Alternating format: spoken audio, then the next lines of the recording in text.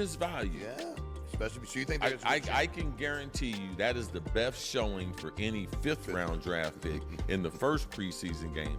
I'm mature. I'm like, listen, I made a mistake. I'm looking to trade Dillon Gabriel. Okay. Immediately. Okay. You know, he's got a hamstring injury. I'm looking to trade him, and the competition becomes between Flacco, Kenny, and Shedeur. Other teams saw in him that off the field, had to be off the field, couldn't be in this tape. But now you see the talent. You see the cream rise to the top. Very, very happy for him. Very happy for him. Cris Carter, once a vocal critic of Shedeur Sanders, has had a dramatic shift in his stance. After spending just one preseason game watching Sanders in action, Carter has completely reversed his position, now calling Shedeur the future of the franchise. In a bold admission, Carter confessed he was wrong about Sanders, stating that his initial assessment was off. This is the same Carter who, not too long ago, argued that the Browns should cut ties with Sanders.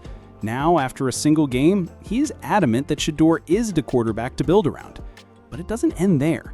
Carter has aimed at Dillon Gabriel, suggesting that his injury history could spell trouble for the Browns and that the team should look to trade him. The message makes the competition for the starting quarterback spot as crystal clear. In Carter's eyes, it's now a battle between Shedeur Sanders, Joe Flacco, and Kenny Pickett for the future of the position. But it wasn't long ago that Carter's opinion was very different. Not too far back, he openly questioned whether Shedeur even had the vision required to be a starting NFL quarterback. When discussing the Browns' quarterback competition earlier, Carter had argued that Dillon Gabriel, drafted in the 3rd round, was the better prospect and more likely to win the starting job ahead of Sanders. At that time, his stance was clear. Gabriel had the edge and Shedeur was still a long way from proving himself. The sudden shift from doubter to outspoken supporter only underscores how quickly Sanders' performance has changed the conversation. Down a 3rd-round pick on a quarterback, you do believe he has a certain skill set. Flacco is an emergency, a Band-Aid. If you start hemorrhaging out blood and everything, Flacco can stop the bleeding. But now, Carter's praise extends well beyond Shedeur's on-field presence. He's just as impressed with how the young quarterback handles himself off the field. Carter pointed to Sanders' recent confrontation with veteran reporter Tony Grossi as a perfect example of his maturity and professionalism. Faced with a constant barrage of criticism, Sanders didn't shy away or lash out. He addressed it head-on.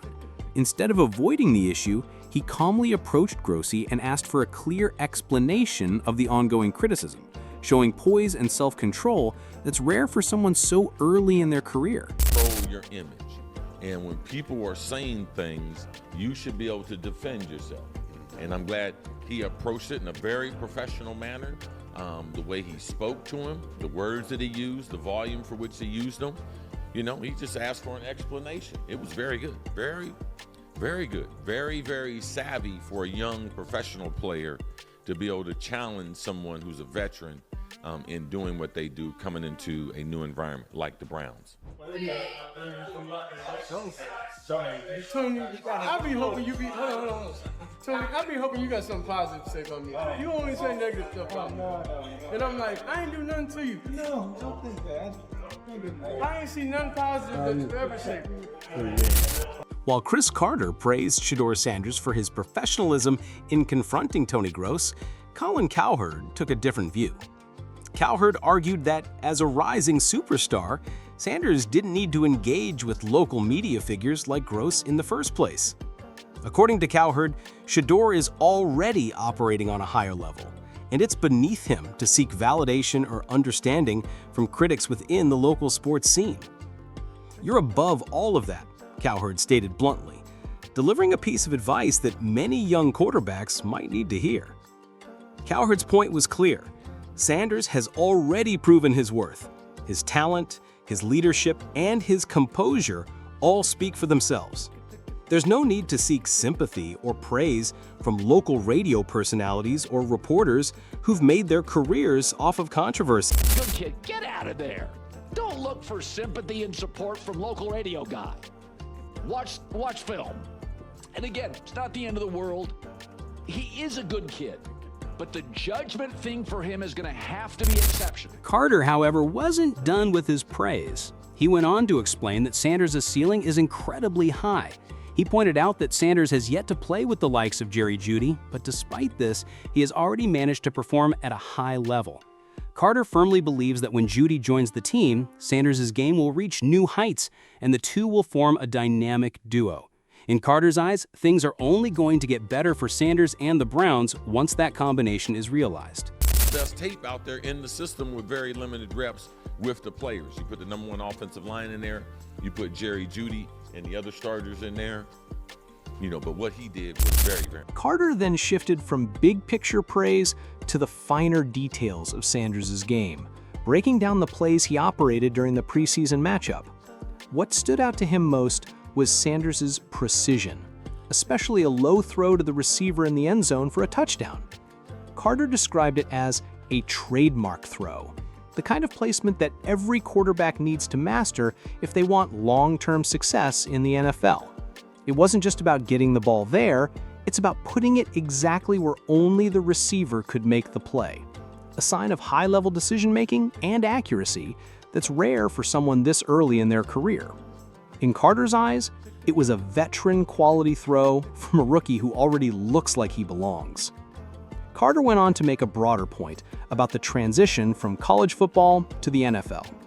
He noted that every year fans hear glowing reports about top college players entering the league, but many of them struggle to keep up with the speed and complexity of the pro game. The difference with Sanders, Carter explained, is that he stood tall to the challenge. Yes, at the start, he looked a bit unsettled, a little phased, as Carter put it. All the time, these kids come from college, and they are great players in college, and they just can't catch up to the speed of the game. You could see early, little off, not accurate. The game was moving a little quick, but then the game started to slow down for him, and he started operating a lot, making some of the same throws that he made in Colorado that we don't see young football players make. Carter summed it up with a bold statement. In his eyes, Shedeur Sanders is the best fifth-round pick the NFL has ever seen. He went even further, saying Sanders' debut was the best by any fifth-round quarterback in league history. For Carter, this wasn't just about one good game. It was about recognizing the kind of rare value the Browns had landed. They got him at an incredible price, he said, making it clear that in today's NFL, finding a potential franchise quarterback that late in the draft is nothing short of a jackpot.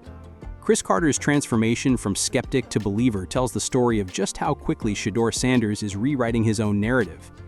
In the span of one preseason game, Sanders has gone from being labeled as a questionable fit for the Browns' future to being hailed as the best fifth-round pick in NFL history.